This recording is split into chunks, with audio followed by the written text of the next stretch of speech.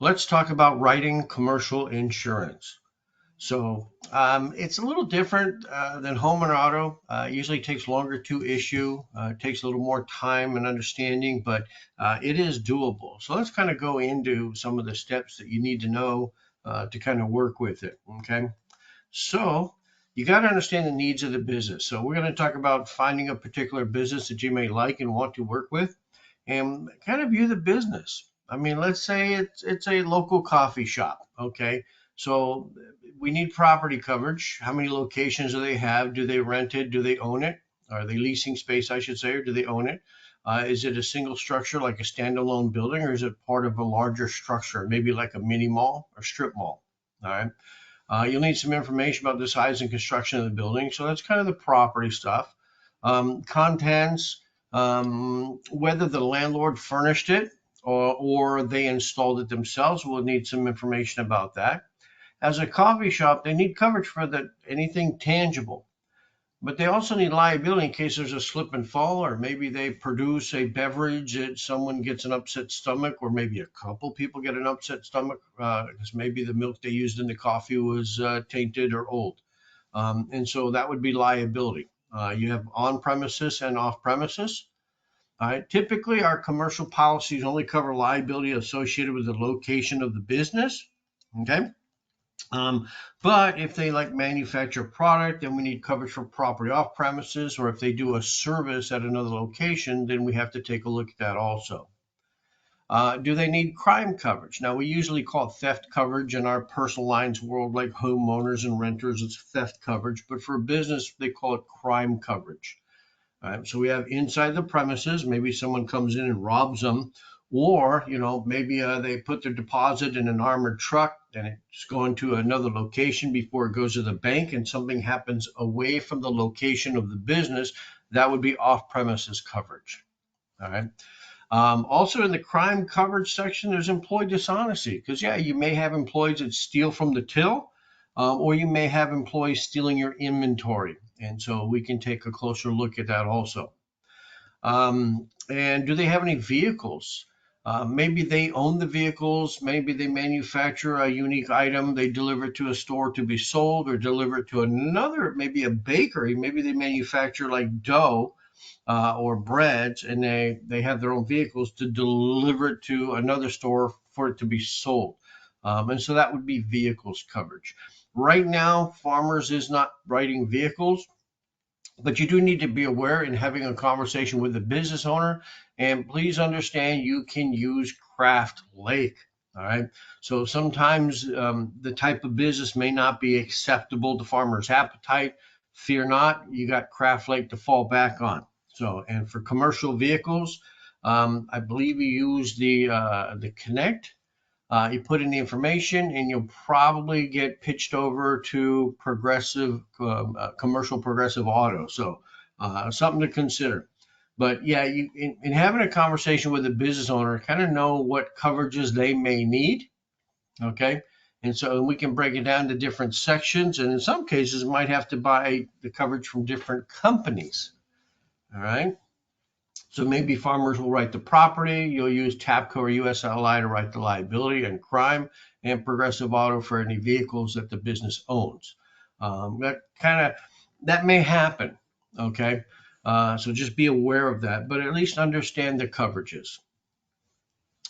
So if you're thinking of going after a particular type of business, think of one that you may have a little knowledge and understanding about, and then take a look to see if it's something Farmers will accept. And so you'd want to check out the appetite guide. So you can, from the Apex homepage, go over to the right-hand side under the helpful link section. You'll see the Ask Service Ops. That's where you want to go. Probably you might have to click on the home page to pull up the search menu, which is down below right here. And using this search menu, you want to start kind of here at the bottom under the optional search features first. Click on Farmers Business. You want to go all lines of business unless you know exactly what you want to dig into. And then click on the appetite guide. This will tell you the system that we're going to be drawing from. Search, let's say, dentist office, flower shops, whatever it may be, and then click search. This is a lot more of a faster approach to getting to the information you want about a business, to see if it's acceptable to farmers. It should pull up a couple articles underneath. You can view them to see which one best defines the business you're looking at. You're going to look at the eligible items associated with the business, but on the right-hand side of that page, also look at the ineligible items, or items that make that particular type of business ineligible for farmers. Okay. So in that appetite guide, it will tell you, the BOP is acceptable. Workers' comp may be acceptable also. That's another thing we can do, which we'll get into. But this is a starting point to search the type of industry to see if it's acceptable for farmers. And what you need to look for is what's the eligibility. And definitely, like I said, look at the items that make it ineligible. All right. And to piggyback on that, maybe it is a coffee shop, okay? But maybe they have, I don't know, maybe a little gift shop associated with the side of it. So the primary business is a coffee shop, and then they have this little gift section where they sell, like, I don't know, like cups or wind chimes or whatever else it may be. And that's it can be somewhat incidental, and you still write it as a coffee shop, but make a note to the underwriter that they do also sell this other stuff, just so they're aware of it. Okay. All right. Definitely do your homework. I would go to the University of Farmers, search commercial, or search the type of business that you want to learn about, because there's a wealth of information under the University of Farmers, and also under the commercial insurance section of the dashboard. All right. In learning about the business, a couple things I do want to point out in the University of Farmers. These last two items: understand Image Center. Okay, so how to upload documents and things like that, but also billing, because it's great to sell a policy, but you got to know how to take a payment. And maybe mid policy, they might want to change their payment structure, payment options, payment mode. Okay, maybe they want to go from annually down to a quarterly. Okay, and how can you take payments, and what method? Remember, there is a limitation on credit cards, typically 15,000. We prefer to take it out of their checking account. And so you'll need some information about billing. So make sure you do that training. So when you do write the business, you're able to process the payment and get it on the books pretty quickly. Once you have an industry or business that you like, a type of business, one of the search engines, I love Manta.com.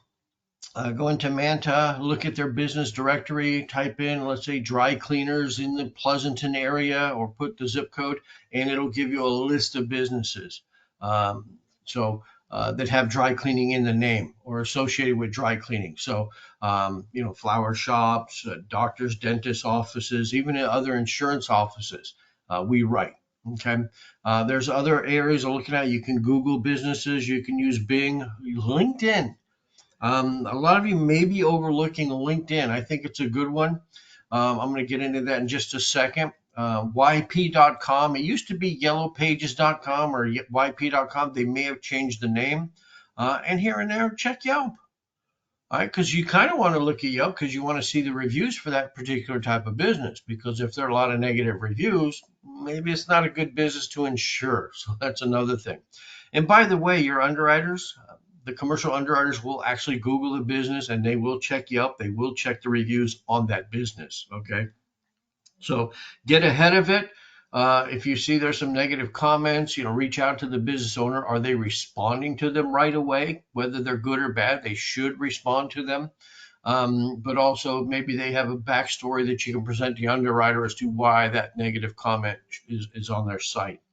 Okay, so something to look at. LinkedIn. Again, a lot of people overlook this. I mean, it's kind of cool that customers are actually using LinkedIn to find you to buy insurance. So my recommendation is beef up your LinkedIn profile, so they're able to contact you if they do want business. But also we can use LinkedIn to search businesses and reach out to business owners. And so that's something to consider. They're looking for us. We're looking for them. Here's a good platform where you can all get together in a sense and find each other. Okay. When you do get a chance, meet the owner. I mean, if you're using manta.com, a lot of times it'll have the phone number. It even has the office hours, which you do need for the quote. Reach out. If it has the business owner's name, when you call the number, ask for the business owner by name. You definitely look like a solicitation call when you're calling up, hey, can I speak to the owner of the business? Flat out, if there's a gatekeeper, you're shut down, you're blocked out. So by getting their business owner's name, even searching the business on LinkedIn to get the business owner's name, calling up the number and asking for Frank, you must know him because you know Frank. And so a lot of times you can kind of bypass that gatekeeper and talk to the owner of that business to further your conversation. Okay. But when you want to call, introduce yourself, you're a small business owner in a local area, you'd like to stop by, have a quick meet and greet, and drop off a simple gift. The gift doesn't have to be a big gift, but definitely leave something behind. Anthony Robbins calls it from my hand to yours, leaving something concrete as a reminder that you were there. And they'll think of you, especially if you're talking about insurance. But ask if you do meet the business owner face to face, be sincere and ask questions how they got started, what struggles have they seen, what are the positives that have come out of them in that business, what type of licensing or certification, and definitely to promote them, maybe take a picture with them, post it on your social site, even your farmer's website, to promote the business owner. And always ask, hey, do you have any coupons or anything that maybe I can pass along to some of my followers, and promote the business. All right. If you're a small business, you want to promote them. Another more little off key thing. If you do go to, let's say you're insuring a restaurant and you're the agent for that restaurant, they bought insurance through you, and you go in and stop by and say hi, and you order a meal, and they say, hey, don't worry about it, I'm going to go ahead and pick up your tab. Don't let them.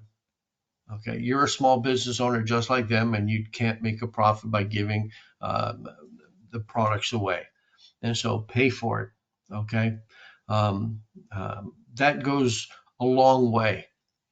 Just to give you a heads up. So don't accept the freebies. Maybe a simple gift, possibly because you're dropping off a gift, hopefully when you meet them.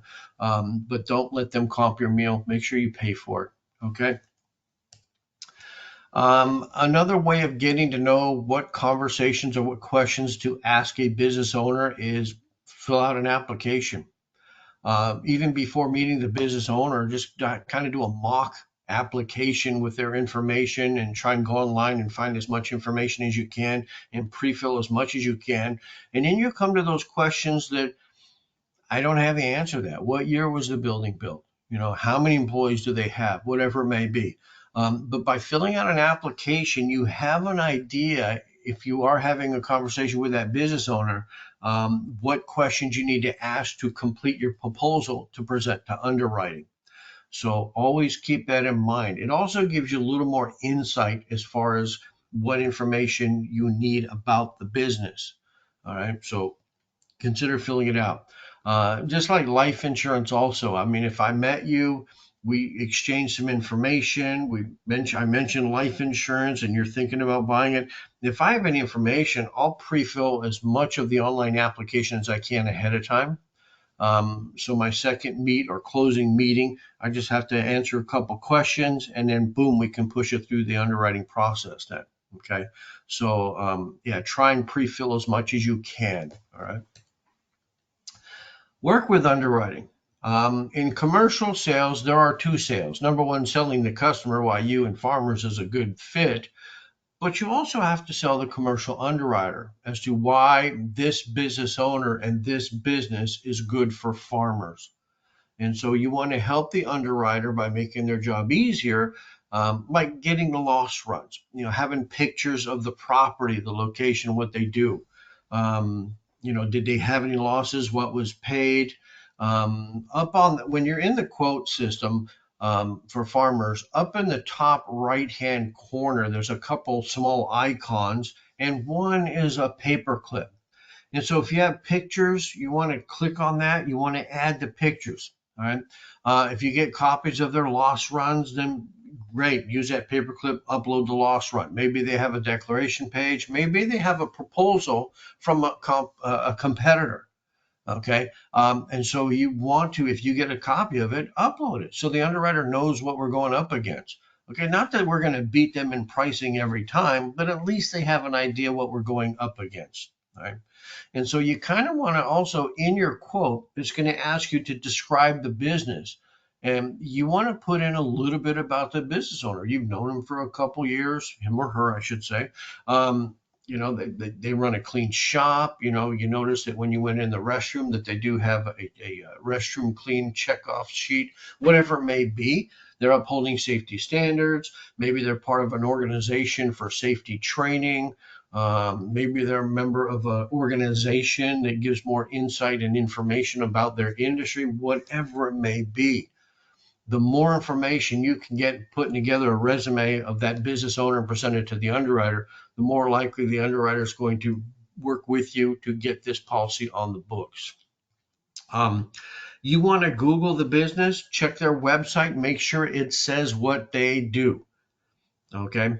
Here we have maybe a nail salon that does facials, but maybe we don't do chemical peel type stuff, but the website says that they do that there.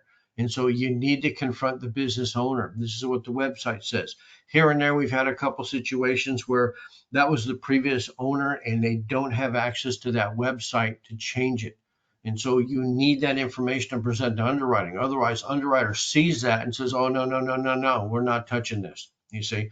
And so you've got to Google that business, look at the reviews, look at the website, and make sure it's all aligned, okay? And if not, know why, all right? Okay, so, and when you do put the proposals together, give them a choice. Okay, so we have two commercial packages. We have the primary and we have the premier. Okay, the primary is scaled back a little bit to get better rating, better pricing. I would say it's equivalent to our Smart Plan Home Standard policy. It's kind of a scaled back policy, but maybe it fits their budget. But also show them our premier package. And that's more like our next gen. It's got a lot of bells and whistles, does cost a little more, but it's a better program and it does have more coverages. Cyber liability, EPLI, and things like that. And it does have a higher basic limits like accounts receivable coverage and things like that. So offer choices.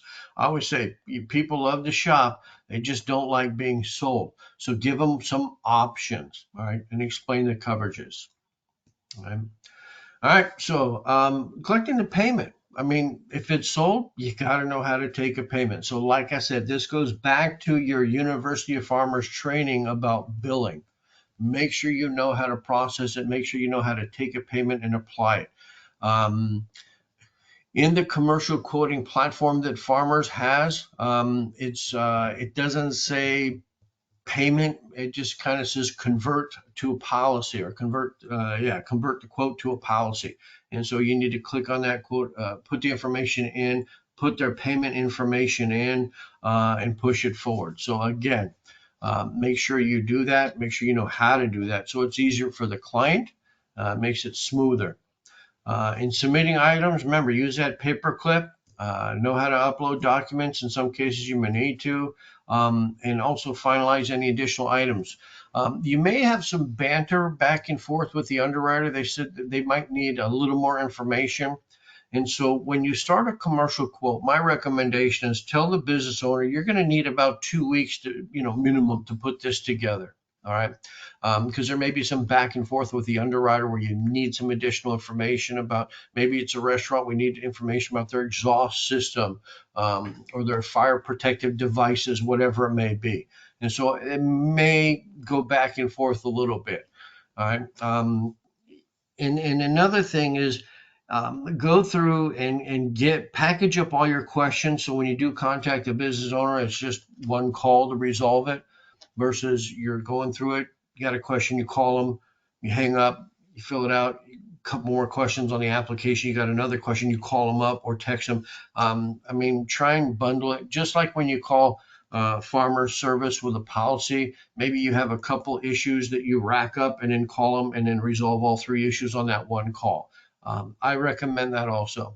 Business owners are busy just like you, and it's a lot more convenient when it's just one call that hits those 3 items or whatever it may be. The last item over here, always thank them. Thank them for their time. Thank them for their business if you close them. And if you don't close them, that's okay. Would you mind if I still check in on you? You change your mind? I mean, I'm here for you. Or just keep in mind also, I want to be a resource to you. And so if you do have any questions, feel free to reach out. All right. You want to at least reach out to your customers at least 4 to 6 times a year. People like attention. They hate to admit it, but they like attention. And so you want to give it to them. If some other agent gives your client more attention than you, they're probably going to leave. So minimum 4 to 6 times, check in, send an email, birthday card, Christmas card, give them a call, stop by if you're in the neighborhood, whatever it may be. Even if they're not a customer yet, okay, they can switch. I worked with an agent over in a different district, and I mean, they reached out to this prospect so many times to check in and make sure everything's, that they actually did switch because of this prospective agent gave them more attention than their existing agent. And so that's why I say, give them attention, let them know you're there, let them know you're available and you're willing to work with them. Okay, so, all right. With that, thank you. Good luck with your commercial sales. And if you do need some more insight, do not hesitate to reach out to us at the district office. Have a great day.